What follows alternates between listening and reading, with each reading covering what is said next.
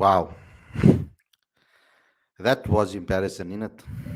Um, South Africa have lost by 118 runs in the second ODI in a reduced game of 29 overs. Guys, that hurt. That hurt a lot. Um, that was very, very, very difficult for me to do. Sorry, I'm a little bit late. Um, I had to put out the report, etc., because we also have written pieces that we have to put out there. So I'm sorry, I'm a little bit late. But let's try to dissect this and get your views and all fans' views on this because I want to have the best possible review show that we can do with the fans tonight. Um, I want you guys to call in on the show if you can. I put the link in the live chat. Um, there's a lot for me to cover, a lot for me to get through. So let's do this. Let's talk about it. And let's try to get something out. Let's try to get some of our frustrations out here because I think a lot of us are upset about this. A lot of us will be disappointed about this performance.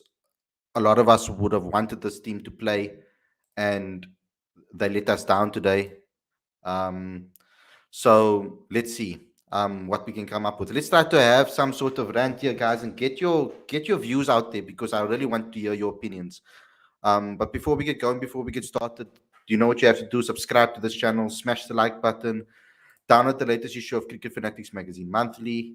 Every issue is 100% free, straight to your inbox every month. Link is on the screen as well as in the description.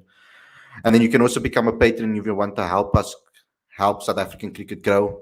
We want to try to improve it. We want to try to help grow it. So please get involved with the Patreon account. But let's get into this review, guys. Looking forward to it and not looking forward to seeing what you guys have to say as well because yeah, I'm hurt by this. I'm upset by this. There's a lot of emotions. I need to calm down. Maybe the intro will help me calm down a little bit.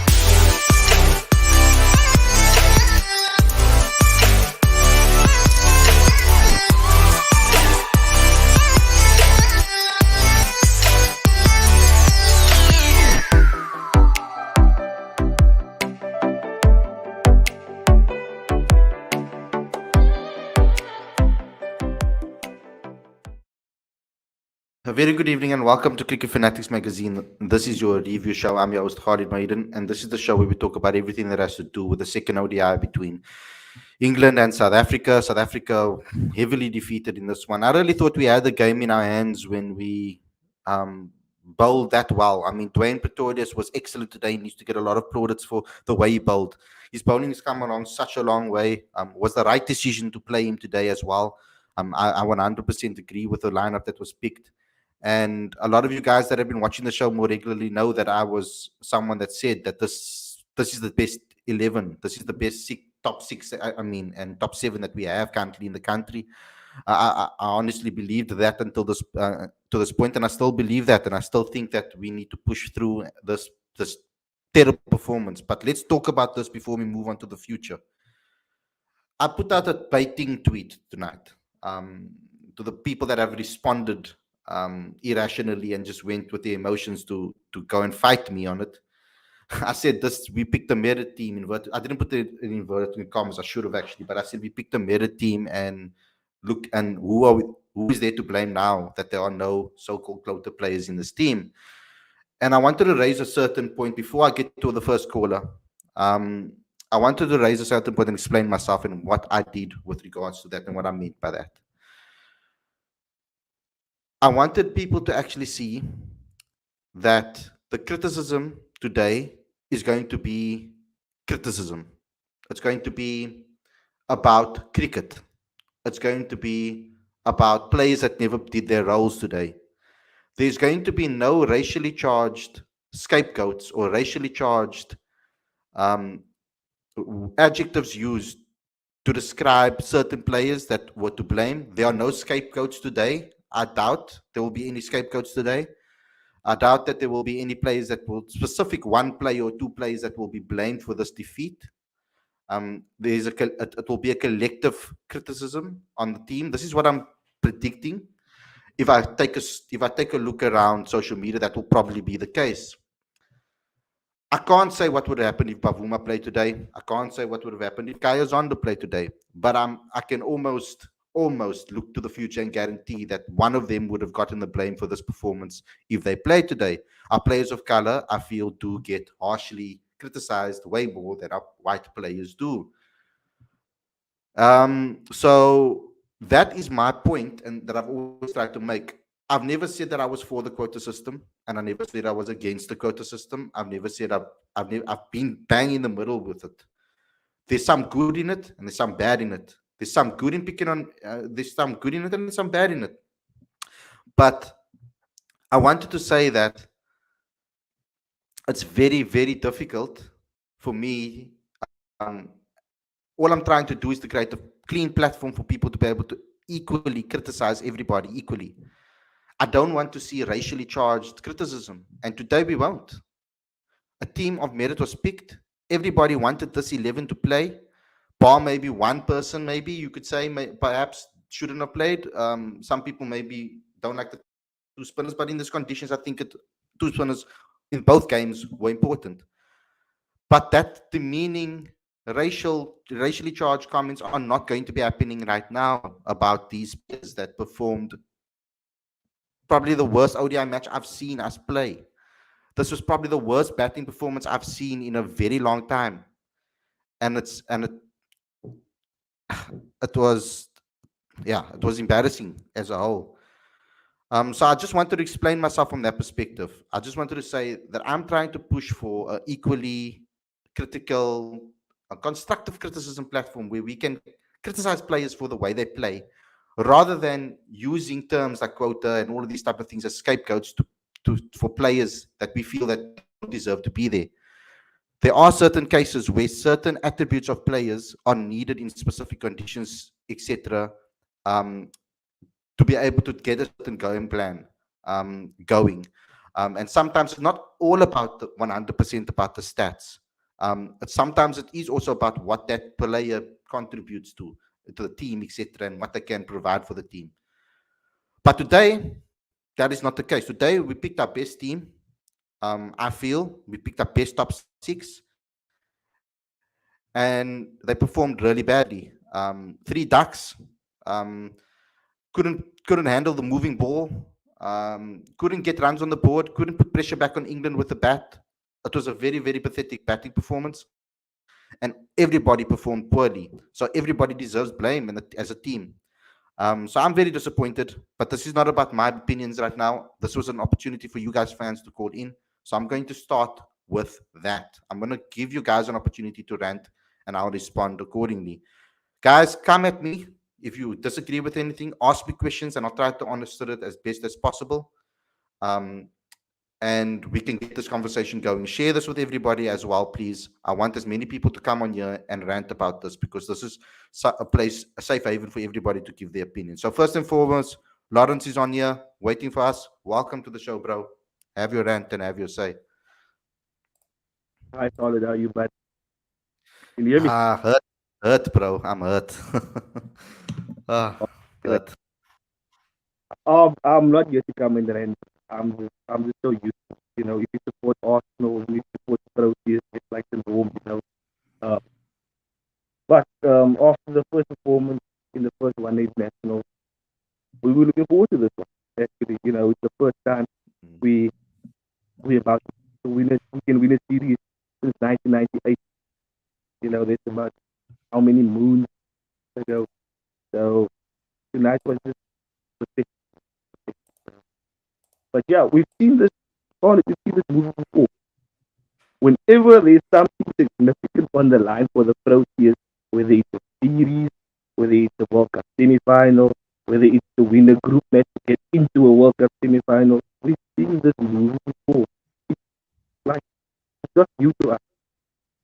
In what I've seen today, it's something that I've seen in the past 10 years, 15 years with the Proteas side. There's no difference between the current crop we have and the best Proteas side we have with Graham Smith, Josh Tallis, Sean Pollock, Mackay and Genie, whoever. There's no difference at all. When it comes to those crunch moments, the Proteas don't deliver. We don't have the DMT like our national rugby side has. You know, the Springboks can go into the World Cup is the underdog, and they can go bloody win the thing. You know why? Because they have a winning mentality. Sport. Sport is 90% mentality, about 10% is talent. 10% is talent. 90% is upstairs, Khalid. 90%. And our cricketers, maybe not all, maybe there's individuals that have that winning mentality. They have that broad mentality of, you know, I can do this. I can deliver. I can be on the big stage and shine. But most of the other guys, they aren't. When the pressure is on, I've said it in the speech earlier, when the pressure is on, we always crumble. And I agree with you, I 100%. 100%. The team we picked today was 100% on merit. No one, no one can go faster. This side was picked on merit. And they didn't come to the party. And I see some people on Twitter say, but yeah, you know, for instance, I replied to your tweet where I said, I'll give you a name, Quentin the Cop. You know, he's one of Yeah. our experienced in the side. He averaged 53 this year. But for the past, how many games have we seen that every? No, we haven't. So can't we criticize him? It's easy to criticize Temo Bavoom. It's easy to say drop Clausen. It's easy to say drop Yanaman. It's easy to say drop this person, that person. But some people are untouchable. Quote unquote. Like, why? Why can't we criticize our experienced players like a Quentin the Cop if it doesn't come to the pot? You know, stats and average over the past season, you know, those are all numbers. You know, to work up to the middle, it's not about, yes, I average 53 this season, so yeah, I just can come in and throw my wickets away. It's fine, my average will still be above 50. It's not about that. And I'm sure Quinton didn't go out there just Of course not. to throw big away and just pop one to cover, trying to go through more wickets. We know it isn't the case, but that doesn't mean we can't criticize him. Mm. So, Yeah, and that's the point I was trying to make, man. I was trying to show you guys the difference, the why I made such a big point about defending, and it wasn't like I wasn't defending Temba Bavuma as a cricketer, and that's what I was trying to explain back in the past. And I know I'm bringing Temba back into the. He keeps on popping up. I can't believe that we lost the game. He wasn't available. He's injured, and yet his name is still popping up all over social media. I think Like there's a misconception about it. You know, the discussions about the past 2 days since the last one day national was, you know, who's Timber going to replace when he comes back? And I think that is almost it. yeah, Since everybody into a frenzy, the the position was never to question Timber's selection when he comes back. It was always who is he going to replace? Because some yeah, people are saying he's replace a certain player in the middle order. Well, that's yeah, not a like for like replacement there. And yeah. I I was get your of the point on that. Yes. yes, it Yeah. comes into the side, and if it, my God, I've been affirmed it's been November. Yes, I criticize him with yes, I do that. And I think I've merit to that. But when it comes to test cricket in 50 over cricket, he's one of the first people in my team. So Yeah, to say that and I don't know. I don't want to make it a temper thing, though. You know, Lawrence. Like, uh, I just wanted to make a point that when we lose, and this has been consistent in our history. When we lost that so badly in the 2007 World Cup, what was blamed? Quotas. When we lost in the 2015 World Cup, what was blamed? Quotas. But which players crumbled under pressure is my question. So, like, it's got that, nothing to do. I want to say that it has nothing to do with color, but we make it no, about color when we start calling players quota players. And that's my problem is we can criticize the cricketer for not there can performing. also there can also be a system problem there. As long we can shy, we can want to shy away from is how we want to, but the quota system is going to be in place and people will criticize it. that is how it's going. People will have opinions about it. When selections comes up, when people don't agree with it will pop up, it will come up. This is how it is. And for CS, CSA has about it was now 50 years now. They agreed mission, and I don't know the system came in like in the late 90s, I think. And so Yeah. the soul system, we always going people is always going to criticize the system because at some point, and I don't want to make a show about it now, but I just want to make this quick point. At some point we have to look past it. At some point we have to pick sides more and more on merit because I think it's unfair to colored players and black players when they get selected. It's always they got selected because he's a culture player. Exactly. I want You're to remove that narrative from it. And we as gonna say fans can do that. We have the power to be able to remove that. Because automatically, when a player of color gets selected, that's the first thing we go to. We're like, oh no, they're getting picked because of their color. I want to try and change the narrative that we look at it in a different way. First, look at how can this player, because it's not the player's fault. You understand what I mean? Like it's not the player's fault that that is the criteria.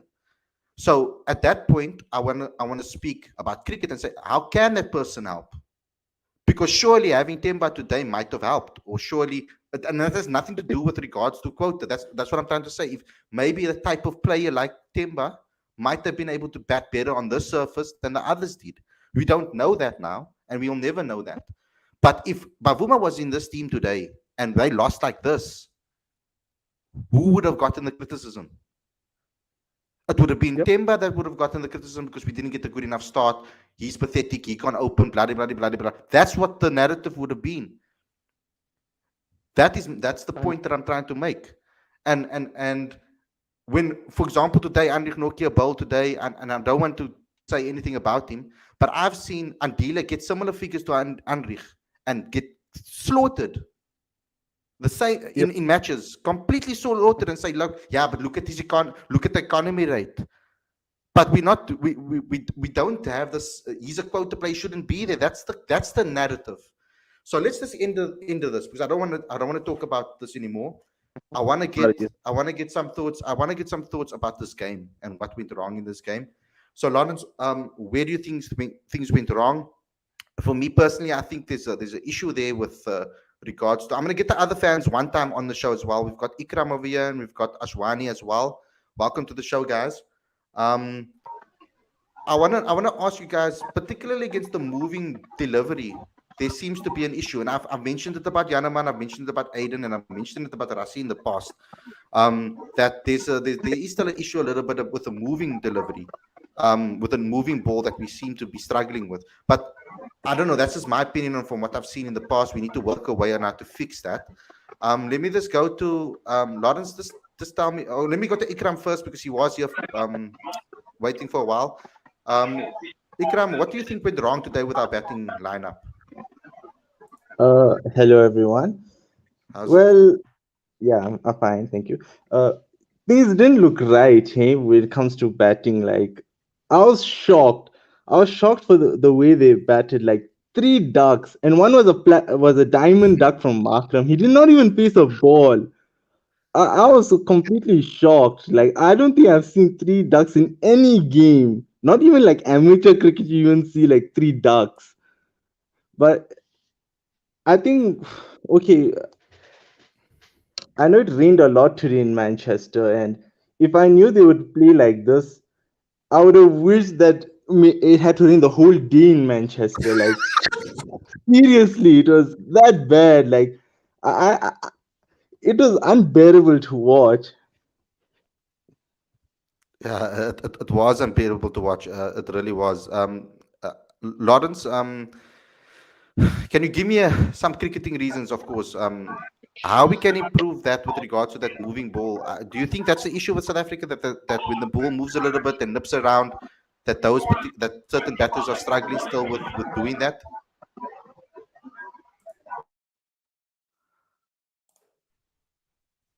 Khalid, me and my brother was actually speaking about it earlier when we watched the game, eh? And I don't remember I don't think if you remember the series we played against Australia. I think it was a couple of years back when Mitchell Stark was was Sure. was Yeah. keeping bowling, going to the cock with a straight one, nipping back. Ooh, that was And terrible. Yes, I remember that. you remember that, eh? So Yeah, yo. you know, I picked. We all know that that's a weakness when it comes to going to the cock. Especially up front, especially a left armer nipping the ball back into his pads or the stumps. There's always seems to be because he's bat. If you look at his batting stance, if he picks the bat up, it almost tips away to gully. Then it comes through down a 90 degree how can I put it now, angle. And when you pitch the ball up straight, you always I think earlier, I think it was in the first over, he got a couple of inside edges from Reece Topley also because of that. When the ball nips off the deck and it angles a bit in, I think that's where Temba not Temba, sorry, Quentin gets into trouble. Similar case with Yanaman. I think he struggles with the ball coming back into him as well, especially from a left arm angle. I think we've seen it in I think it was David Payne in the England Lions game as well, when he swung the ball back in at Yanderman. He seems to struggle with the ball coming back into his pads. And I think maybe that's because they want to try and play a bit too square, or maybe towards the cover area. Whereas if you know your weakness is the ball coming back into your pads or into the stumps, to play a straight face. And when Quinton de Kock played that straight drive, he was well positioned. I think it was Yeah. went for a four, a one bound four. You know, he played straight bat. But as soon as Quinton de Kock tries to play with the angle bat, and that's why he gets a lot of inside edges as well. We've seen it in his last Test series before he retired against India. I think it was Mohammad Shami, a right arm bowler, but he came around the wicket to tuck Quinton de Kock up, trying to hit the stumps and target the pads. And I think he got him inside. He got him first innings inside edge, and second innings inside edge. So that's a problem with Quinton de Kock that's came on for a while now. So my thing is then why don't they learn? They see the footage, like don't they grasp it? Like that is my weak area. So maybe for the first 10 to 20 balls, play with a straight bat rather than go square or go across the line. Play with a straight bat. But that's where mentality comes in, Khalid. I don't think we Mm, prize a wicket too much. mm. When it comes Like to that's why. difficult, no, I had enough. I had enough now. Just pop one to cover. Yeah, I'm gone. Yeah. I'll leave it up to the next one. We don't prize a wicket too much. And that always happens. For South Africa, for the Proteas, it's easy to set up a total. Yeah. You know, win the But top, that's why I bat say first, that set up a total. that's why I say that the quota debate is an easy exit from the true reality of what is going on with this Proteas team. Mentality has been a problem for a very, very long time, regardless before this whole quota system and all of those type of things. We've struggled to find that winning mentality in pressure situations, and the only way you change that is by picking players that have that mentality. And sometimes that mentality is not in the stats that you see. Sometimes it's not in the Yep, average and the strike rate yep. and the amount of sixes and the amount of 50s. Sometimes it's in other things that you need to go and properly scout and look at. That's why I urge for our people to go in, our scouts and stuff, to actually go watch these players. But I saw, for example, Victor. Watch them Now I do. know you guys are Watch very them do. critical. I know you guys are very critical about for Victor Pinsang, right? And his selections and all of these type of things. But I've seen him do the hard yards by going to games and watching players that he's identified maybe or has been identified to him as specific players, going to the grounds, flying to different grounds in the country to go watch these players actually play and what the situation is. Because that's the only way you're going to tell. Because Boucher doesn't have the time to do that. He's focused on the team that he currently has available to him. So I'm really hoping that this mentality needs to come from somewhere, and it needs to come from the players that we select, of course. But let me just go to Ashwani. He's been waiting for a while. Ashwani, what do you want to say, brother? Where do you think things went wrong? First of all, yeah, it's very disappointing that South Africa losses today. But I think South Africa is short on one fast bowler. whatever I saw on the wicket. And talking about the swing, I think every team is struggling against the swing bowling. And you saw the recent series versus India, where in T20s and as well as in ODIs, when there is swing, both of the batters, whether it's English batsmen or Indian batsmen, they struggle against swing bowling. So South Africa, I think, lacks one swing bowler in their squad. In future, or maybe they have to find a certain swing bowler who can make use of the condition. And I think Marco Jansen will be the perfect candidate in these conditions. And you saw in the opposition side, there is a guy called Reece Topley. He's very similar height to Marco Jansen. I think Marco Jansen is 1 inch taller than him. So I think Marco Jansen will be lethal in this wicket due to the bounce which he extracts from his side, and also wicket also get a little bit of bounce in it. And I think that Headingley and that this ground Manchester, I think they are, you can say that bounces track in England. And I think if Jansen played today, I think he can make an effect.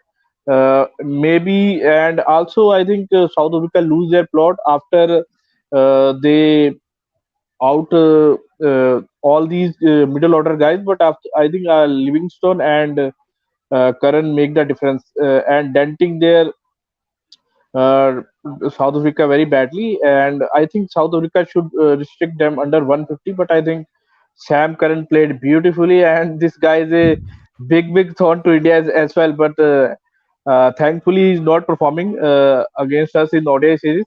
But he played superbly today. And what we expect from ex Zimbabwean Sam Curran, I know his father is really proud of him from the skies what he is done today. And I think Sam Curran will be the threat in the next matches too.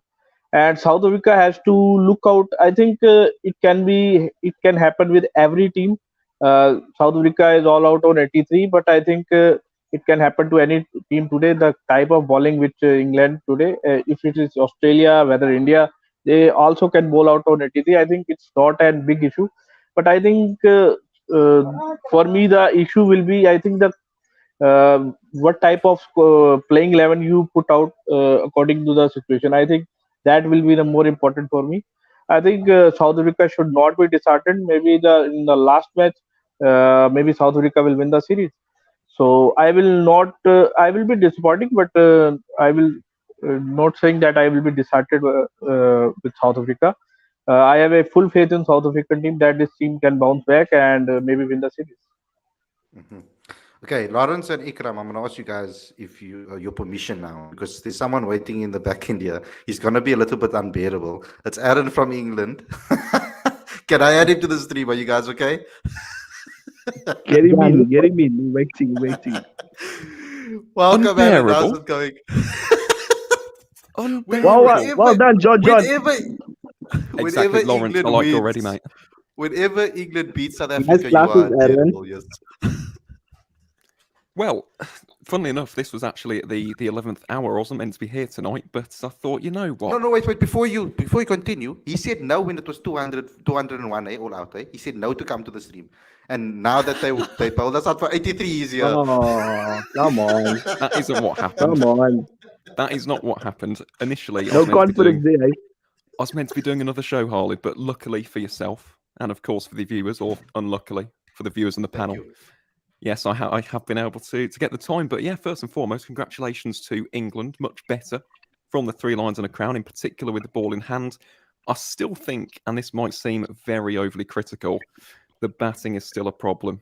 I was not happy with how England batted today, in particular in terms of from a cricketing intelligence standpoint. I think it could have been better in particular from the likes of Livingstone and even Curran at times. And the top order still is not firing. Now, that was a common theme amongst both sides today.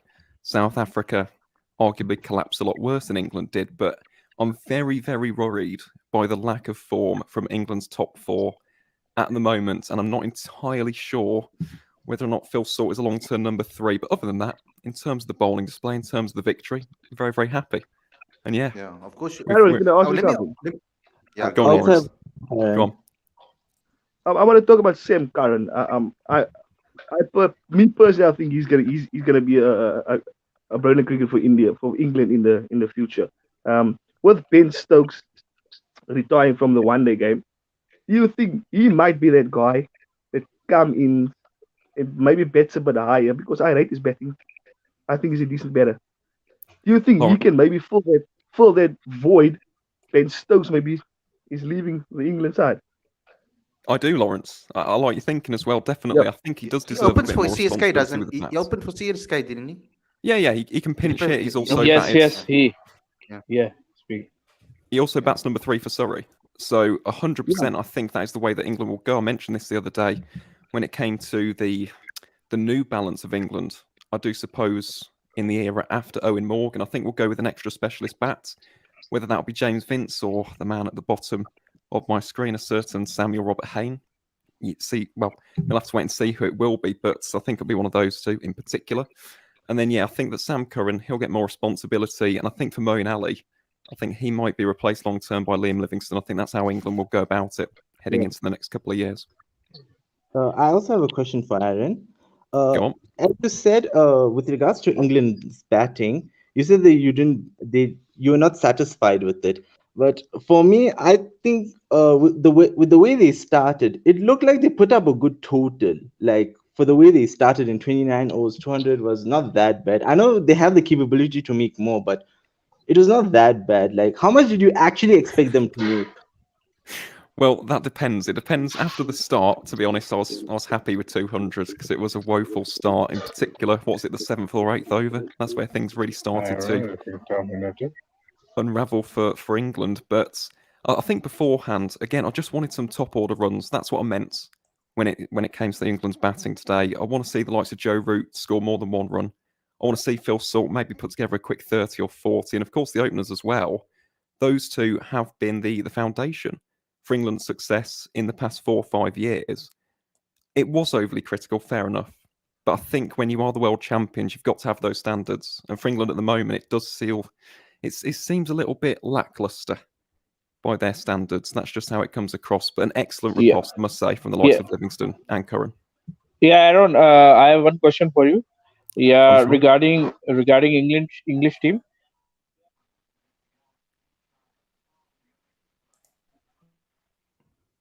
Don't know what's happening. Who's talking now?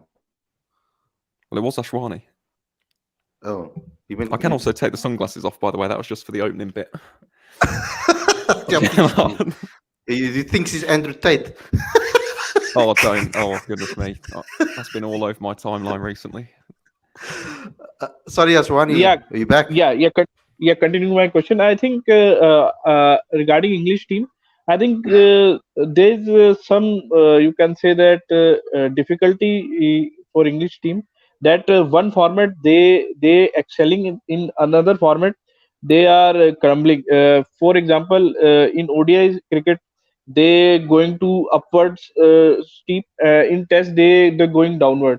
Now it's opposite side. They in Test cricket they are doing some baseball style cricket, but in ODIs from past 2 series, we think they are little bit sliding down. Do you think it's due to uh, change of the strategy, or what else you are thinking? I think it's a mix of strategy and I think a new coaching setup as well, because that does have an impact. I know that England didn't exactly, light the world on fire under Chris Silverwood across formats, but there was a bit more balance to the side, I think, under Silverwood compared to this current side under Matthew Mott. But Mott doesn't have the privilege and the fortune of having a certain Owen Morgan to lead the side. So I think the coaching definitely has made a difference. He's a brand new coach. He's still trying to implement an identity. That's a word that I always use on this channel. I still think England are trying to find that brand of cricket that works best under Matthew Mott. And then, of course, the captain. England are now without Owen Morgan. He's the greatest English captain ever in white ball cricket. Jos Buttler has not captained that much cricket. In fact, I think this is his 29th game in his entire career as a captain across both domestic and international cricket. So he's still unproven as a leader. I know he's been vice captain for the past few years.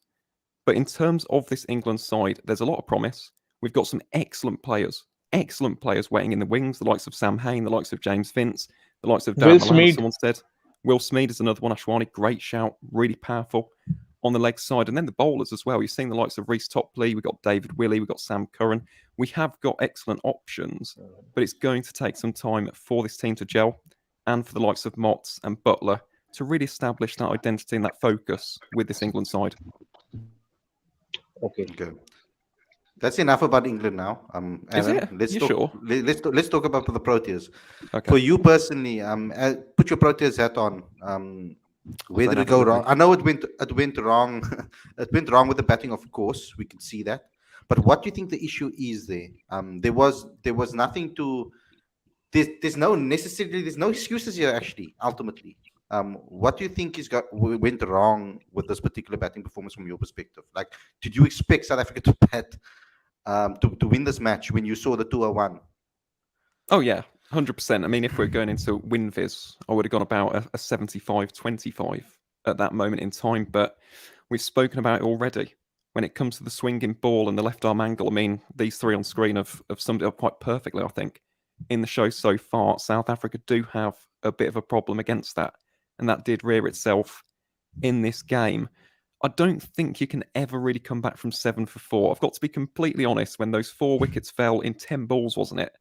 I was stunned. Even as an England fan, I could not believe what was going I on. don't know what happened there. It was like Exactly. But when you're in that kind of position, you can never really come back into the game. Yes, you could argue the batting at times could have been better. There could have been a greater display of cricketing intelligence and nous and awareness. But when you're 7 for 4, and that England bowling attack have been good, the batting has been the problem in these last 2 series. It's disappointing for South Africa.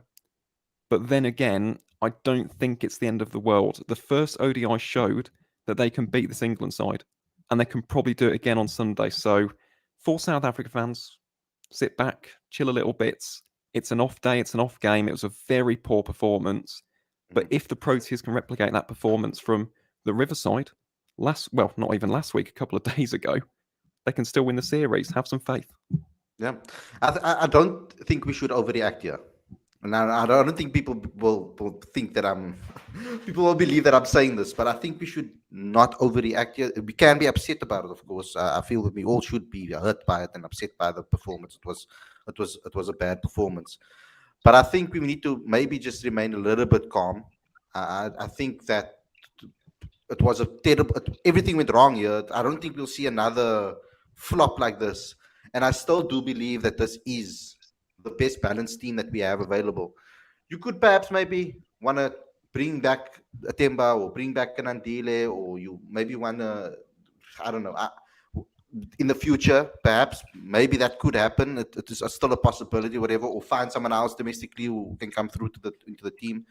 But I believe that this team needs to be given a run now and show what they're capable of. They haven't played this unit consistently, hasn't played together, and I will stick by what I said before. They need some more time at the crease to go push as a unit again. Now we do have some people that we need to criticize, and my problem was always the unfair criticism. I want to see equal criticism. I'm never going to get that. Of course I won't. Everybody, no one's ever going to agree with every single person. There's always going to be groups of people that disagree and agree. It's always going to be the case. But what I want to try and create a space where there can be equal criticism. Now, for example, Quinton de Kock, when do we start criticizing him as an opening batter? I mean, I don't know if this was a person in your team right now that is in the form of Quinton de Kock, and he was of the caliber of Quinton de Kock. At what stage do you start criticizing him and say, maybe, you know what, maybe sit out and maybe someone comes in for you? Even though I don't believe that should be the way right now for the next ODI, I think we should keep the same team. But I'm saying for future references, when we do see our star players fall out of form or are not performing, when do we criticize? Because when we don't believe a player should be in the team, we criticize all the time. Like there's no such thing as not criticizing them. I mean, even when they perform, they get criticism on online. But I guess that's anybody. I mean, even Michael Jackson got criticism, and the greatest musicians of all time got criticism. So I guess there's no one that's loved by everybody. But Aaron, from your perspective, at what point can we criticize Quinton de Kock? Because I think this has been something that has been creeping up, that we've been talking about for a couple of years now. Well, when it comes to this whole debate, Khalid, I'm not going to start criticising Quinton de Kock on the platform. I rarely criticise individuals here anyway, but no one's above criticism, no matter the sport, whether that is in cricket, football, rugby, whatever, even in life in general. I'm not above criticism. You're not above criticism. Neither is Quinton de Kock. You can criticise a player at any time. In terms of the whole debate of him being dropped and rotated, again, I think you can make that argument now, but it is important to remember that quote. Well, I was going to say quote, that stat, I suppose, from Werner the other day. He has been averaging over 50 since 2020 in ODI cricket. Now, I know that his current form isn't great, but a player of Quinton de Kock's calibre, his standard, his quality, you know there's always a big knock around the corner. But then again, does his reputation precede himself at the moment? When is that big knock going to come? It's quite similar to Virat Kohli with India at the moment. We aren't seeing that century, are we, for him in an India shirt? So it is difficult. And again, it's not really our choice to make, is it? If we're being completely honest, it's up to Mark Patron's, the South African leadership team. But in terms of criticism, absolutely, you can criticise anyone. So if you want to criticise Quinton de Kock, go for it. You know, it's what it is. Yeah, and I look at the scores that he scored recently. He's actually not doing as badly as I may have thought before. When I look at the scores properly, like in ODI cricket alone, 80 against Pakistan, 120 against Ireland, then a 27 against India, 78 against India, and then 124 against India, then 62 against Bangladesh. Then he's had 3 bad scores now on the trot. And this seems to be the case with Quinton. It's always been the case with Quinton since the beginning of his career. If I go to the top of his career, he goes and he had a very bad start to his ODI career. He didn't have the best of starts. He scored a 40, then a 112. Then he went 34, 19, 47, 15, struggled a bit. And then he scored 300s on the trot. 27, 4, then 128, 63, 38, 84, 19, 76. Then he went 4 or 5 innings with under 10. Then he scored 26 and 18 not out. Then 2 scores under 2 and 4. Then 47, 17, 107. Then he goes blank again. Then he for quite some time. And then he scores. This is repetitive. There's a pattern here with Quinton de Kock. I'm not like pulling things out of my arse here. This is a pattern with him. He scores a couple of centuries or half centuries on a trot and then goes quiet. So this is exactly the same thing that we're seeing now. He's going through his purple patch his bad patch at the moment, where he's not scoring runs. And exactly what you say, you can expect a performance around the corner. But that is quite Khalid, erratic. Yeah, Khalid, I have one point regarding Quinton de Kock. I think we should not question about the ability of de Kock, and we should not question him because that guy is the world's best wicketkeeper batsman for me, and he is. We talk about Rishabh Pant that he is the sensation, but at this age, Quinton de Kock scored already 16 centuries as compared to Rishabh Pant's 5. So, I think it's just you can say that class is permanent, form is temporary. I think we should not question de Kock, and the next one he may score 100 as well. But I have question for Aaron regarding Liam Livingstone. Do you think no, but that before you move on to that, because we still aren't talking about we're still talking about Quinton de Kock. I'm not done with Quinton de Kock quite yet. We need to also stay on point. This way on that point, Ashwani, and that's the point that I'm trying to make about Quinny is that maybe I'm also maybe being a little bit overcritical about it as well, because if you look at the pattern that I just read out, this pattern is recurring with regards to Quinny. He seems to do this in all formats. He's done this. Yes, Lawrence? That's a very important point. We need to talk about this. Yeah. So I've heard you reading out his scores in the past scores and stuff like that.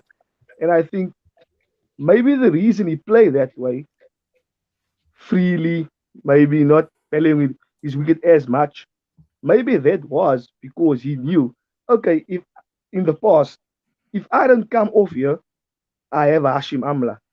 I have AB de Villiers. I have a Faf du Plessis. But in this time, you can't have that mentality because there's no Hashim Amla, there's no AB de Villiers, there's no Faf du Plessis. He's the guy that the middle order or the guy below him looks up to. They like, I need Quinton to perform today. If he doesn't come to the party, yes, then I have to step up. But he's my guy. If he gets us to off to a great start, then he's doing my job a lot easier. My job is going to be a lot easier then, just to come in to knock a few around and take the side home. So I think Quinton de Kock, he isn't playing with the stars of the past anymore. He's playing with the new South African side. So he has to take more responsibility. And in this moment of time, I think it's a bit sporadic with him. He has spells where he goes through a purple patch where he's smashing a couple of hundreds, a couple of 50s on the bounce, but then he's going quiet again. And for us, for the Proteas side to go to moving forward, and if you want to win that World Cup, a T20 World Cup or a 50-over World Cup, we need our best players to step up and come to the party. And he is one of our best players. But let's not make it a point that Quinton de Kock is immune to criticism. This is why myself, I don't have favorites when it comes to this Proteas team, Khalid. If you're not performing, I'm gonna call you out. If you're performing, I'm gonna praise Don't you. lie, you love Ali class on you. Don't lie. What about John Clutz as well? Yeah. Not John Yeah, Laurie. I was defending class a little bit. I was defending class. No, I'm joking, about man. that. Joking. But yeah. But I think a guy like Quinton de Kock, we need him to come to the party because we know if Quinton de Kock comes to the party, he's gonna do something special, like most of the time. And I think if we want to, as a side, go to the next level, we don't have the AB de Villiers, the Fafs, the Amlas, the Smiths, the Callises anymore. Quinton de Kock is the Smiths, the Amlas, the Callises. He is those guys. Unfortunately, he is in their shoes. And we look up to them. We regard Quinton de Kock as those players. And he must come to the party. Because if he doesn't, we're going to struggle. That is my take. We've got another caller here. I just want to keep this conversation going, Aaron. I know. I just want to get as many South African opinions. Bakar, welcome to the show, bro. Do you want to say anything about this particular topic, or is there something else you want to speak about? I first want to get your thoughts on the Kock and your thoughts on him currently. I mean, this is not something that we haven't seen in the past. According to his track record, this is normal. A score should come around the corner now, that's what we expect now, because according to, if you look at the patterns maybe of the way he scored. But what's your thoughts on Quinny? What's your thoughts on this team and the way they performed today and with the bat? Yeah, first of all, hello to everyone. Hello to Khalid after a long time. Thank you very much for coming, bro. Yeah, so about today's match, we all have seen that what just happened. We got a little bright up in the moment when we bowled, and just a complete disaster after that. So about Quinton de Kock, yeah, right. Yeah, he's struggling. Yeah, absolutely, we have seen that he's struggling. Yeah, I think the issue might be he have not get that warm up games, right? Everyone has played that, he didn't. So maybe he is not up to the conditions or whatever the pitch might be playing. But the player of his quality must be questioned, yeah, because he is the senior most member of the team. When we see his experience, it's hard, man. The situation was very difficult because, like, it's easy for a critic to say, yeah, but David, you should have stepped up. You had enough time to bat. Or Heinrich, you had enough time to bat. We talk about how it's easy for us to have said that, have that narrative. But this was something that I hope we're not going to see this again. This was a crazy match. Everything that possibly went wrong. I mean, for example, Aiden didn't even face a ball and got run out. He ran himself out. So we still have these issues that we speak about, but there is a commonality over here in an issue that we do have, and I think We need to find a way on how we're going to combat that moving ball, because in Australia, on those grassy wickets, that ball's going to move around, and we're facing the likes of our pool has a lot of seam bowlers in it that swing the ball. I think we're with India and Pakistan, aren't we? I think in the T20 World Cup I'm talking about, for example, we're going to have the same issue, because that's what was my criticism about, for example, a guy like Yanaman Malan. I said spin, finding a way to survive, and swing. And there was a lot of debate about whether he should open the batting with Quinny in T20 cricket. We see that at the moment in ODI cricket, they have more time, so they can bat longer. They have more time at the crease together. They can build a partnership. But we've yet to see it. We've yet to see these two combined and come together. And I think the next game it could happen. And in you can talk about buts and ifs and maybes, and I don't want to talk about that. Khalid, About ifs and yeah, maybes and all of those. yeah, Khalid, I have a question for Aaron regarding Livingston. I am waiting for a long time, so after that I will go. Yeah, Yeah, but you changing the topic now to England. We're not talking about England right now. But okay, I'll give you the question. I'll give you the question about Livingston. yeah. Uh,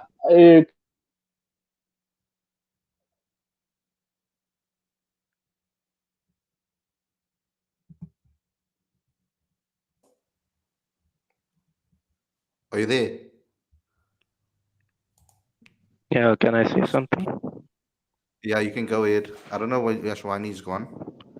Yeah, so I think we got looped up there like 200 runs, right? In 29 overs. This is not a small chase. This is not, man. And we got looped up there because it was just 29 overs and pitch was just getting better for bowlers. And either we got super excited about that, and yeah, it was just turned out to be a hard game. Yeah, it was the approach. I mean, we've spoken about on this channel, Aaron, about the approach, and our players have spoken about the way England play. I don't know if you've seen the comments about what Andre has said, Rassi has said. Let them try that approach against us. Like the narrative was all about we're going to play our cricket the way we want to play our cricket.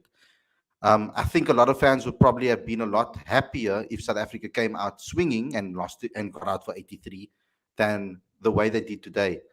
But for you, technically speaking, where do you feel it went wrong technically from a cricket perspective for the batters? What is your take on that?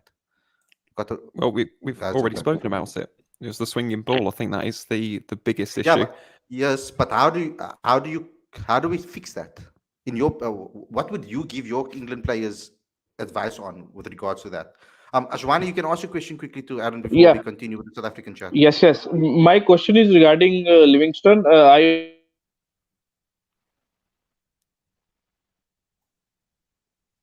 And he's gone again. if he learns to curb his, you can say that temper, or you can say that he need to strike rotating well.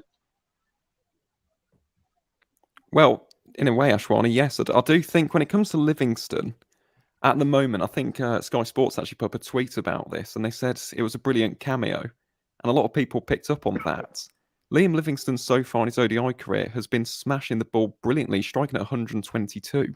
But the problem is, in that role at the moment, England needs someone who can rotate the strike as well. It's not all about smashing the cover off the cricket ball. We saw this today. He scored 22 off the over, didn't he? And then got out on the fifth delivery.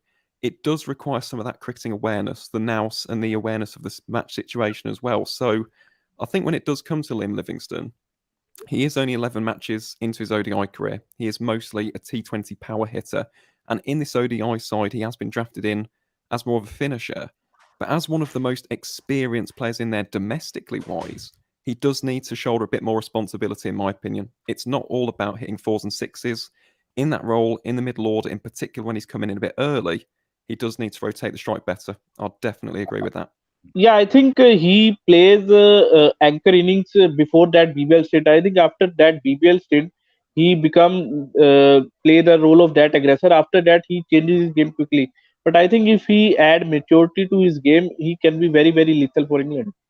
Oh, he can. Absolutely. I mentioned the strike rate 122. If Liam Yeah. Livingstone can provide that complete package for England, you're looking at the loss of Ben Stokes. It might actually be mitigated by the Cumbrian all-rounder. So, yeah, obviously, that'd be lovely. It sounds great in theory, but again, we need to see it in practice, don't we, in these matches? Liam Livingstone not just smashing the ball, but also maybe taking that little step back, thinking of the match situation, and, of course, rotating the strike as and when he deems fit. Thank you, Aaron. My pleasure, Ashwani. Thanks, Great question. Ashwani. Thank you, bro.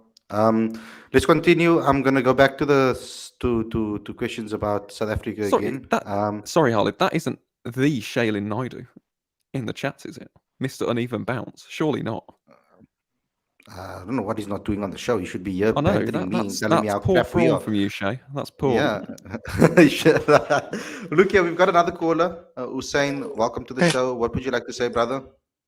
How's it? I'd just like to say about the game and my analysis of the game is that, look, I think that we bowled well. We restricted them to a good score of 200. And then I think in our batting, after the run out of Markram, it just fell down. I felt that, look, 3 wickets in the first 4 overs or 5 overs, fine, fair. They caught us with a new ball.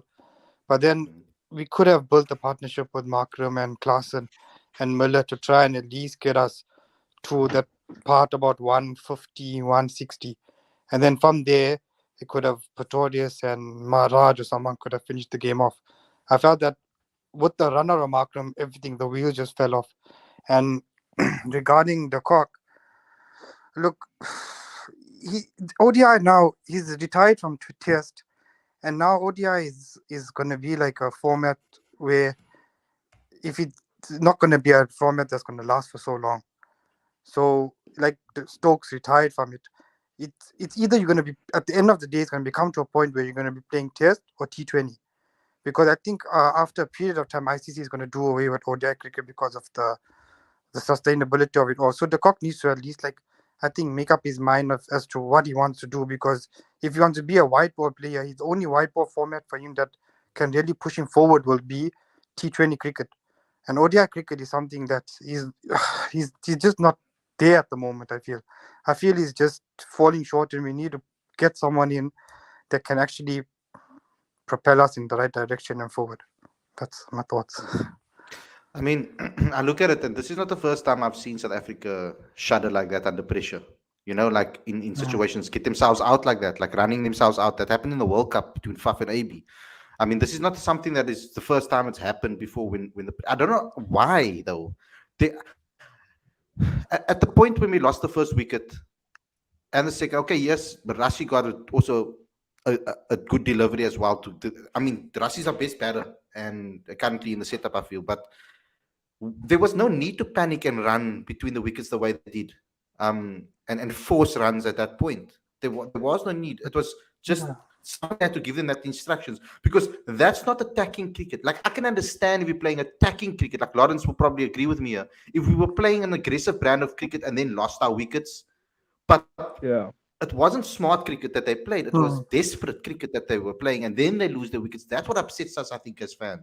Guys, before I move on here, before SS98 likes to spam the comments, he says, "Hey, Khalid Brewer scored 147 balls in a practice match playing for Mumbai Indians in London today. Can't he be called up? He could be called up, possibly, Probably but I mean, I think the 30s.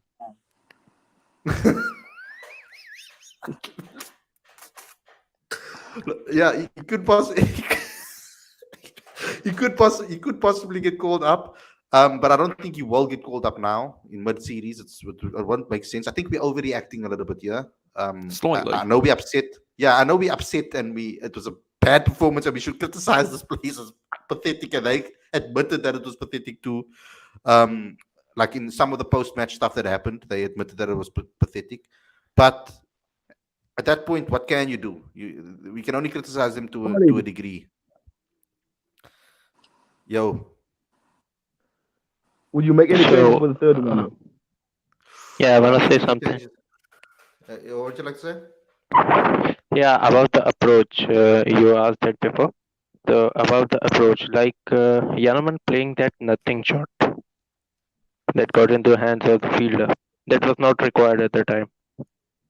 And about the David It's Miller not the wicket, first time he got, and it's not the first time he's gotten dismissed like that either.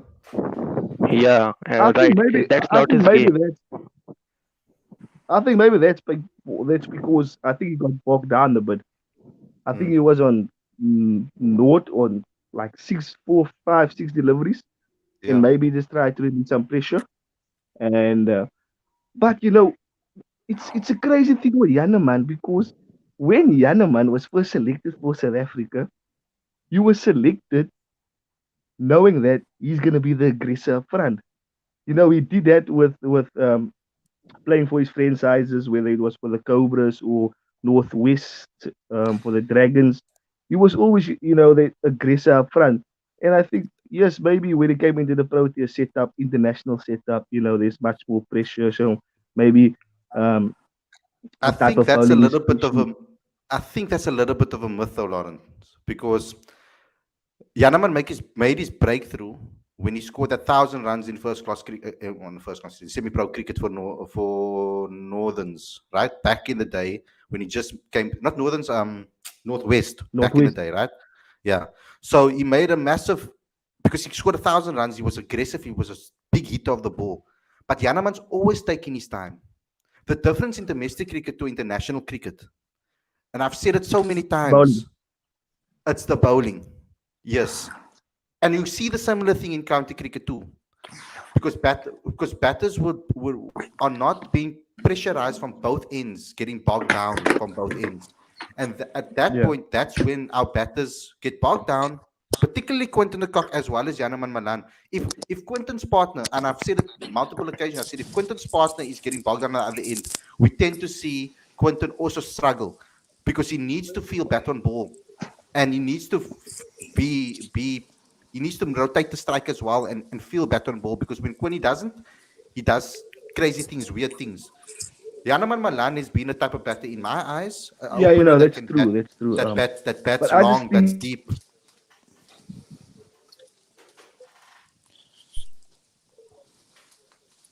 No, but Yeah, hi, can I say something? yeah, you can go. But you know what our thinking is, if we can chase these kind of totals in T20 cricket, surely this was just a 30 over game. They could have used a similar approach of playing a T20 style, and they wouldn't have bottled like how they bottled like this. Exactly. So the approach was all wrong. Like Yeah. I think that's what I'm mainly upset about, is that the approach to this wasn't a smart approach. It wasn't like we talk about the smart brand of cricket that we want to play. I think that they got nervous at the top of the order when the ball was moving around so much. The mentality should have just been then tap it around, find the gaps, run between the wickets, put the pressure back on the bowler, don't allow him to settle. Because as soon as you are playing dot deliveries, the bowler gets more and more confident, and then they can throw in one of those deliveries that can catch you as a result. So the whole point should be about removing that pressure off you and your partner, and I think that's what they need to add that into their game somehow. And either that is by coach telling them that that's the approach at the top of the order, or they have to decide that it's going to be a player that can do that for them. Do you see what I But then mean? do you think? That with Keshav winning the toss, bowling first was a good choice? So I said beforehand that in this particular match, I wanted to see that happen because I wanted to test our batters. I Yeah, wanted to yeah, see how same. I wanted to see how we cope with this, because we always choose the safe route whenever we get an Yeah, opportunity. And I think because this doesn't count for anything, inverted commas, even though we want to win this because it will be the first ever series win that we get in England, but we want to win this. But I also want to see us learning something from what we take. I saw the women's team do that. They made certain decisions to try and learn something out of the game that they can get out of it. And I was quite shocked that they actually came out and said it. We don't hear that from our players. But I thought that Chase, with this team that we picked today, I thought that we should have been able to, because of the way we bowled today, we bowled well. We kept it, we restricted them. Maybe okay, we got them towards the end. We could have restricted them to maybe 180. 80. Maybe Yeah, I we also were, felt the same. yeah, maybe we were like 20 runs too much. But Yeah. for me personally, I think that the approach was all wrong with the bat again. We didn't chase confidently like we've done in T20 cricket. Now, but that's this what I isn't the want to first ask time. is, This isn't the yes, first time we've seen this. Exactly. especially when I feel when we bat first. I'm sorry, I have a bit of a froggy throat. I feel when we bat first setting a total, I think we're in a bit of we're in a comfort zone, and I think Yeah, that's things are a true. bit easier, things are a bit calmer, so we can go about our business more. And when I think when we chase and there's a certain like 200 is not what was never going to be easy. I think a lot of people said, yeah, 200, yeah, we should chase that. But England they have still a decent bowling lineup. So I think, especially with their own fans also supporting them and the the, the, the whole situation being a decided for South Africa, if we win the match, we win the series. I think those sort of type Hmm. of presses we've seen before, and we haven't done well in those kind of presses Yeah, before, and 100%. that always happens when we chase. Take it back to the 2011. I think it was the Yes. 11 World Cup against We the like quarter, the shaking our legs. quarterfinal We like shaking our legs. Yeah. against New Zealand. They were against New Zealand in the 2011 World Cup. There was a left arm spinner by the name of Luke Woodcock. Nobody heard of this guy ever in their lives. He spun us to bits that game. He won New Zealand the quarterfinal that day. I mean, when we get into these pressure situations and when something Mm. is on the line and we are chasing a game, we are chasing a total, we We shake. never, almost 80% of the time, we don't get over the line. Yeah, And that's once true. again, I There's a, will say that is a mentality issue. I don't yes. think we believe in our ability to chase big totals when the pressure is on. That Yeah. is That's my the feeling. problem. We don't put ourselves in difficult positions enough. When anybody wants to Yes, improve in sport, right? Any top level athlete, right, in the world, if they are struggling with a certain thing, they will try to put themselves in that situation to try and fix it. But whenever we yes, have the opportunity to maybe do that, even when we are ahead and already won a series, like I've seen it when we are already 3-0 up in a 4 match series or 4-0 up in the 5 match series or whatever the case may be, and we've already won the series, we still go with the same mentality in the last game. We don't try to put pressure on ourselves, yes, try to test ourselves and fix Yeah. that issues that we have with the pressure situations. We have more of a mental issue than a quota issue. That's what I believe in Yeah. South African cricket, to be honest. Because I know we're always looking for something to go out, but the mentality of this team, it's been here since the beginning. If you ask anybody about South African cricket, the first word they say is C word, the choke word. It's been attached to us, even with players like Jacques Callis there, Graham Smith there, Sean Pollock, Dale Steyn, the AB de Villiers of the world. That word was always attached to us. Why? It's a mentality that has been for a very long time. We put ourselves in that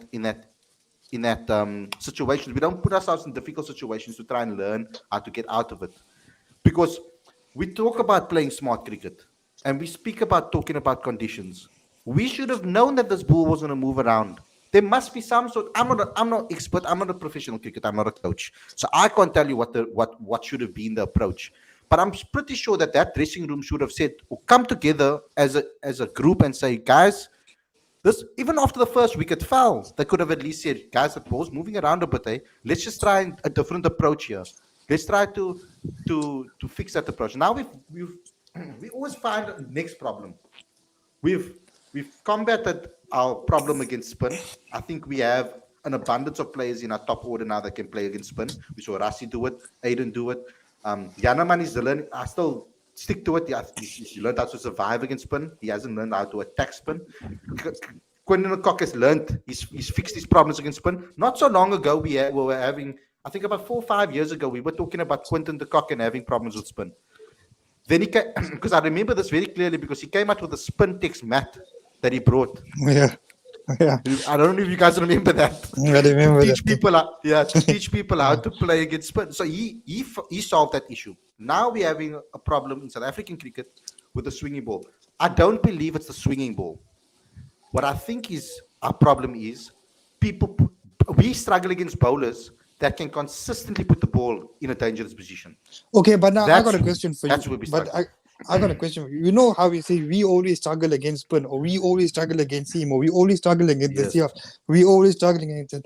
But why a country like Australia, a country like England, or a country like India or other countries, they don't have these problems. They don't have this mental problem. They don't have the problem where they're struggling against spin but doing well against seam. They can just play cricket all around. I think they do have problems. I don't think. I don't think anyone is immune to having problems. I think the Australian when they go to India generally, I think Yeah. in the past we've seen they struggle against good spin.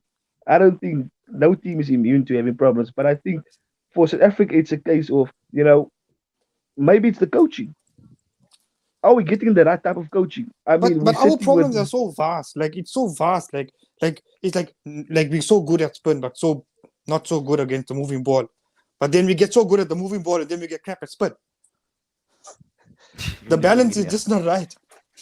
Yeah, but I think it's also because of the way Well, I don't think I don't think I don't think you're ever gonna be perfect at like everything. There's always going to be something that you need. Like that's the beauty of sport. You can be in Mm. the best of form, but there is always going to be something that you need to like improve on. Something in your game is never going to be perfect. You may be averaging 50 this series, but you may be struggling with a short ball. And maybe you'll go to the nets or maybe get some a consultant in, like to help you work on the short ball. And I think maybe getting a Jacques Callis in, getting those ex-players in who are excellent cricketers for us, maybe getting them in to help our players against the moving ball.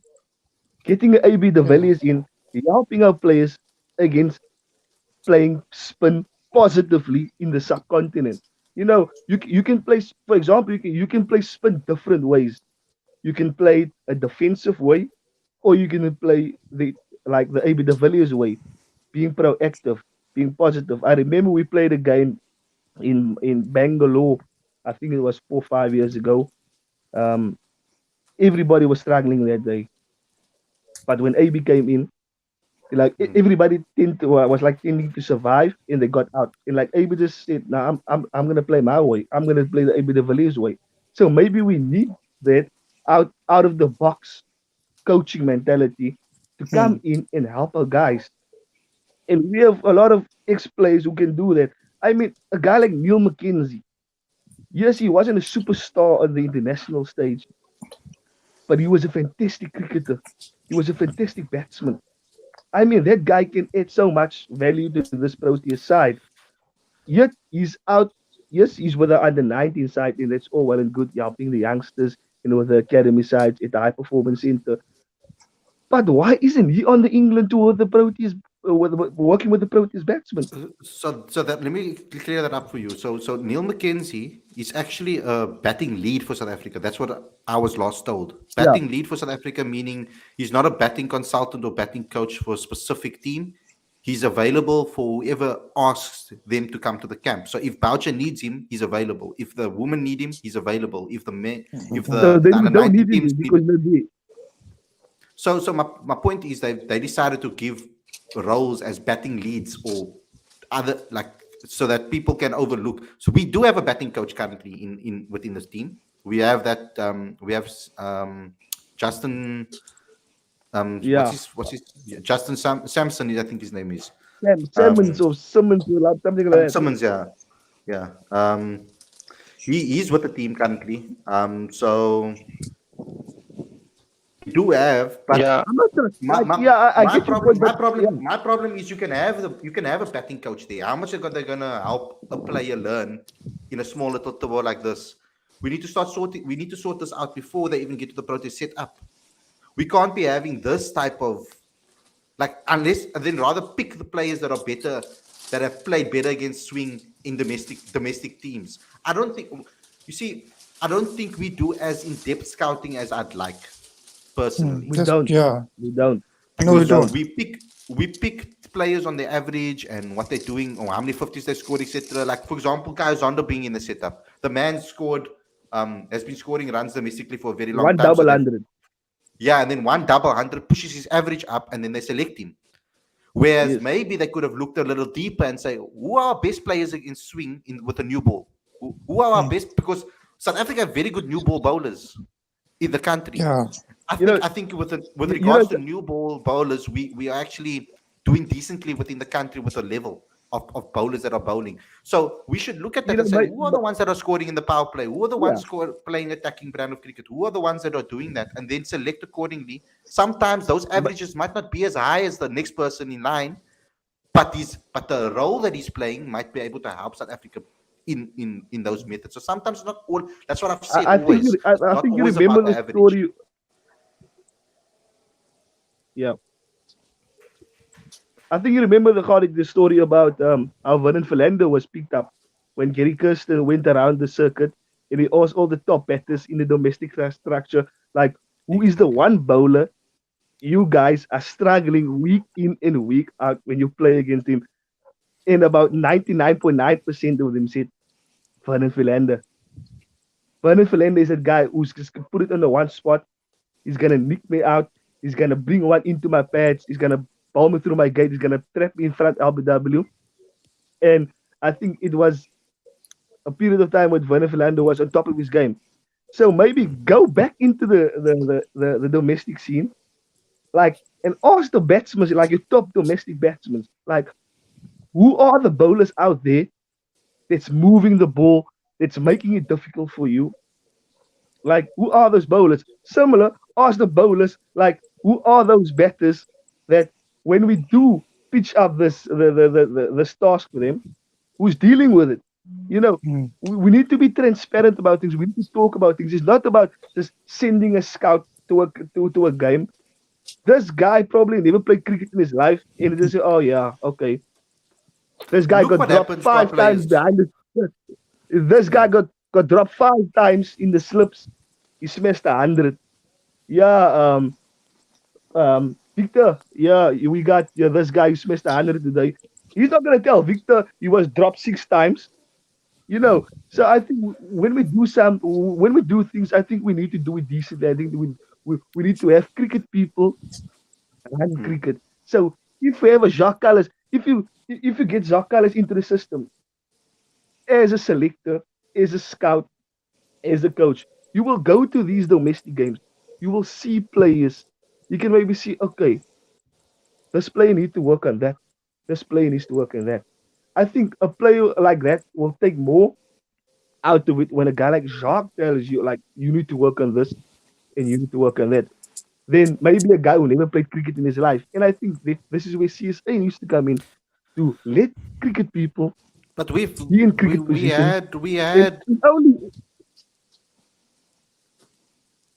go on. we had Jock Callis in the setup. We had Jock Callis in the setup helping. I watched him. I was at the nets watching him. I took pictures of him. He was standing with a video Yeah. record with a phone recording the sessions against for Yanaman Malan. He was working directly with Yanaman Malan in the nets alone. I watched it and I was like, okay, so he's doing that. But it was for such a brief period because he had his own things to go do. He had to sort out, I think it was some family issues that he had to go sort out. So he didn't spend enough time with the team as many people would have liked. And I agree with you on that.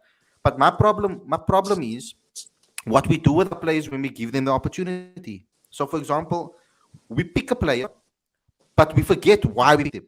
So for example, let me give you an example if you don't understand what I mean. Kyle Verreynne, good example.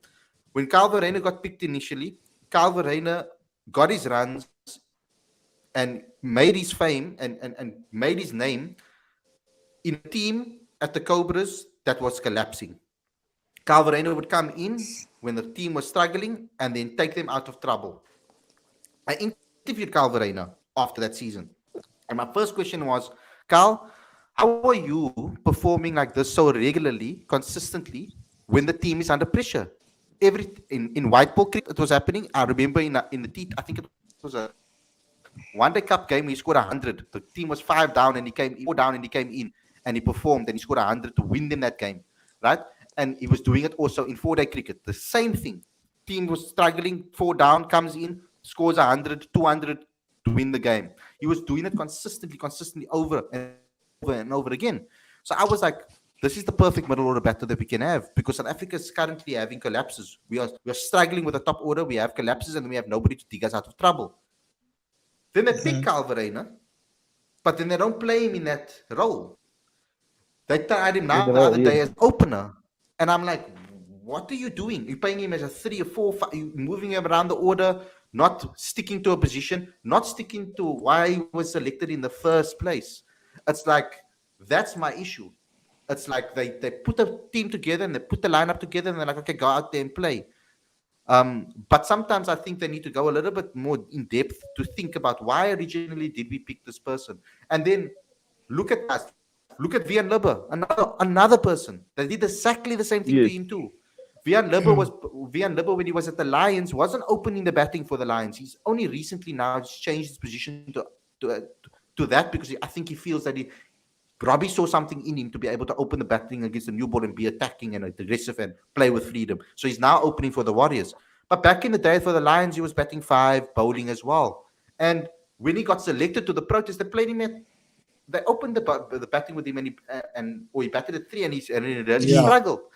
And I'm like, you expect a guy that hasn't played 3 in domestic cricket to suddenly play internationally? It's a different ball game altogether. It's different conditions, different bowlers, different pressure, because you're not going to face 4, 5 quality seam bowlers in domestic cricket. There is going to be a bowler that you can target. There's going to be a bowler you can target, more than one bowler that you can target. But do you think what changes do you think we should have for the next game? What do you think? Good question. I think we should move on to that, because we're already an hour and 20 minutes. I don't think we should make any changes. I pick the same side. Go. I'll pick the same side. Like, you don't think we should? You don't think we should have Janssen for an extra batter? Actually, the side I picked today, because it was wet and cold, I thought maybe Janssen maybe come in. So in the side I picked, I dropped, I think, Samji for Marco. The next game, I think, where are we playing the next game? On Sunday. Do you know the venue, Khalid? Let me just go check quickly for you. I should have it open over here somewhere.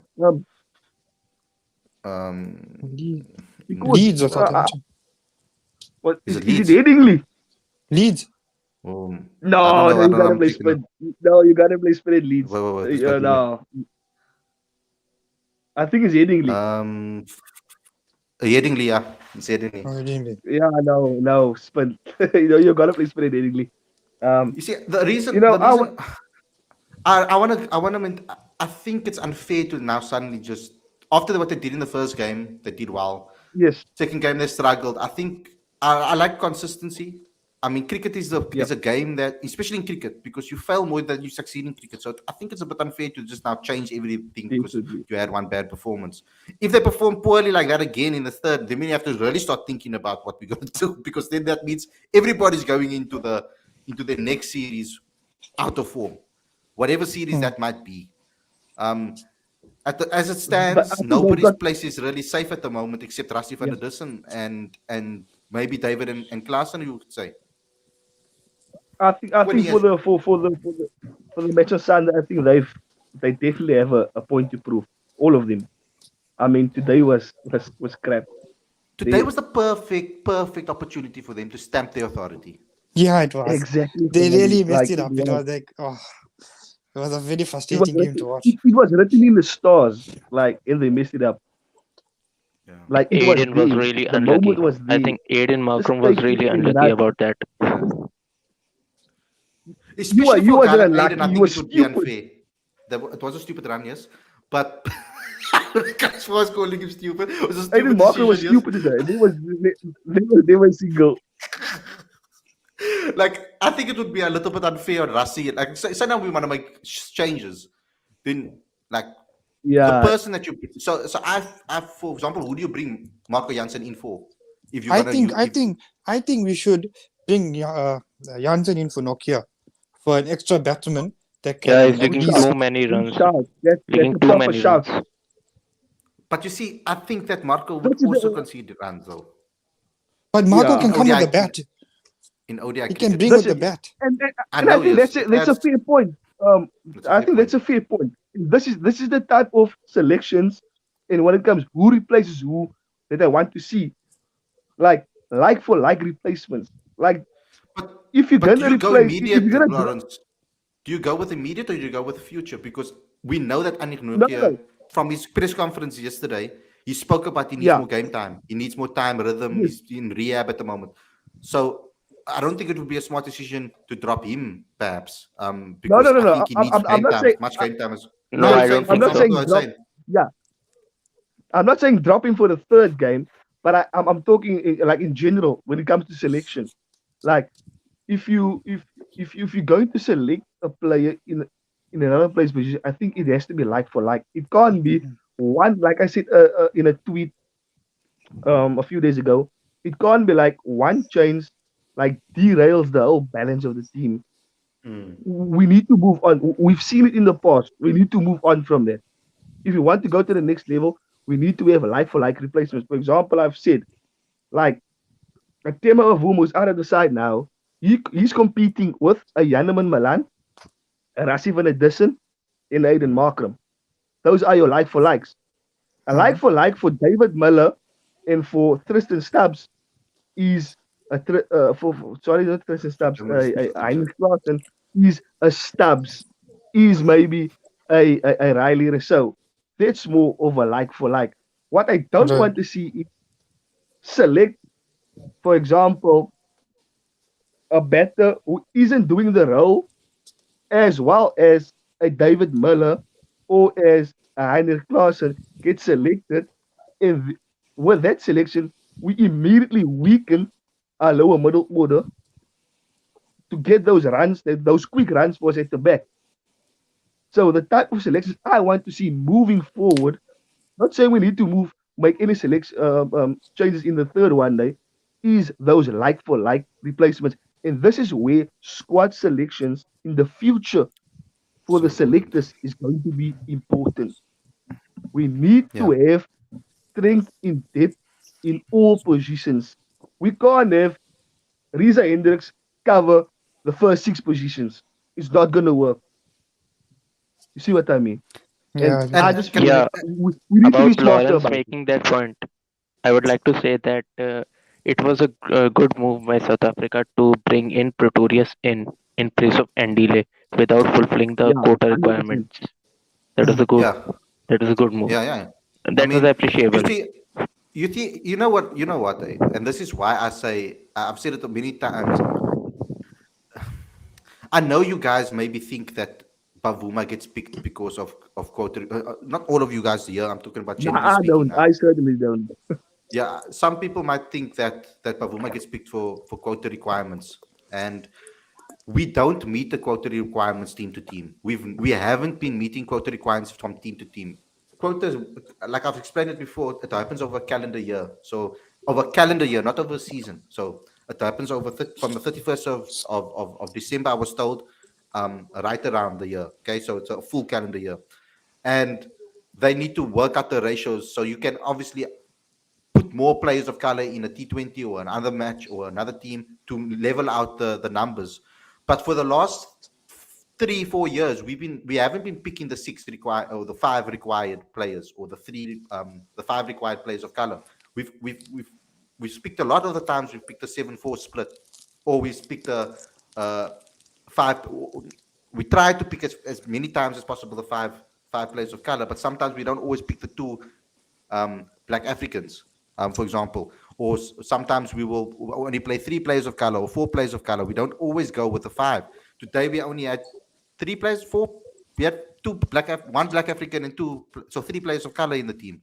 So we haven't been actually meeting it game to game, and I think in certain cases we might think so because those players get picked, but there's other reasons for it behind the scenes that maybe cricketing reasons that we don't know about that they get picked for. So it's a tough decision to try and fix this problem that we currently have. It's definitely a mental issue, but I do think we need to put ourselves under pressure more in these situations so that we can get ourselves out of it. I think we cower away from opportunities to put ourselves in difficult positions, and we need to stop doing that. We need to test ourselves a lot better. And when we also pick teams, like Lorenzo said, like Lawrence said, we need to start picking teams that have like for like replacements in the squad. You are 100% right, because currently we've got Riza in the background. Who does he come in for? Only for the top 3.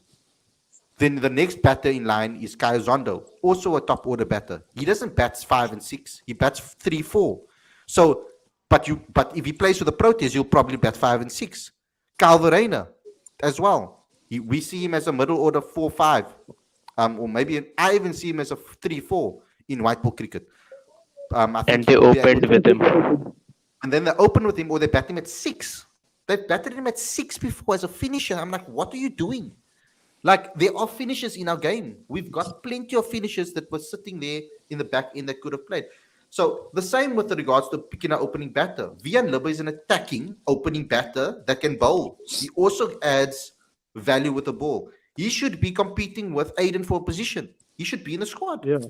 So, They changed it all. instead of picking Riza, maybe put more pressure on the likes of Heinrich Klaassen and David Miller and pick someone like Sibs Makanya that can put pressure on them. Exactly. Exactly. Yeah, Sibs Makanya is a good guy to have. So for example, they don't Tony they don't do DeZorzi. that way. Tony DeZorzi is another option if you're looking for players. So the color thing I think is a weak way to you find a scapegoat to get out of it. I'm gonna do a show to try and explain as best as possible the reasons for why they put quotas in place, but I need to get the right panel, and it's very difficult for me to find guys that are available during tours and all of these things that are willing to talk about this topic because it's very controversial. So I'm going to try my best to do it in the future. But let's just wrap this up. Let me get your final words. What would you like to see in the next game? Let me start with Bakar, then we can go to Hussein, and then we can end off with Lawrence. Yeah, so Khalid, we had an opportunity to win this game and experiment in the next game, but we didn't do it. So I would go with the same team. Look, I would go with maybe just one change, just to increase the batting and make us bat a bit deeper. And I feel that, look, on our bowling front, we've been bowling very well. Just that we just need to apply ourselves better and just be more intense on the batting side. And if with more intensity, I feel that we can win the third ODI. Yeah, my point is, I think the boys owe us one, eh? They really owe us one. I think with the next game, stick with the same lineup. I think we both decently well today. So yeah, stick to the same lineup and just come to the party. That's all we want.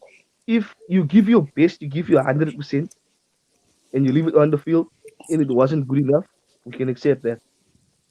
But this is the type of performance that we don't want to see again. So we want the reaction. We want the good reaction. So just go out and give it your all. It will be there for you. We will support you 100%. I think we all can be like, all of us here. If you're proud to support here tonight, I think you feel hurt, you feel disgruntled.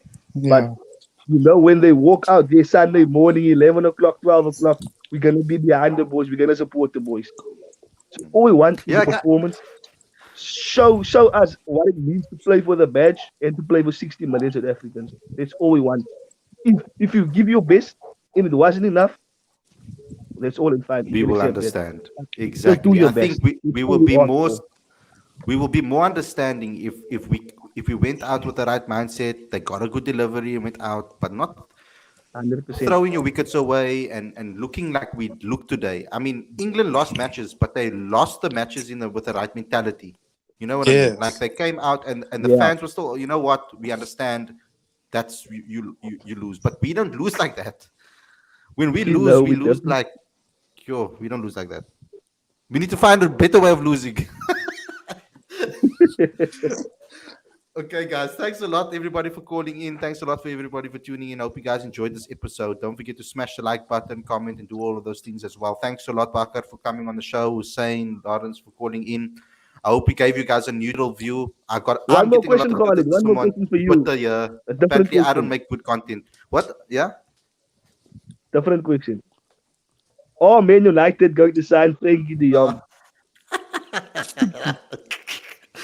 I really don't know anymore. I really thought that we would, because why would we go so long into this and not get him? Like, I mean, surely Ten Hag knows like that the player wants to come or not come.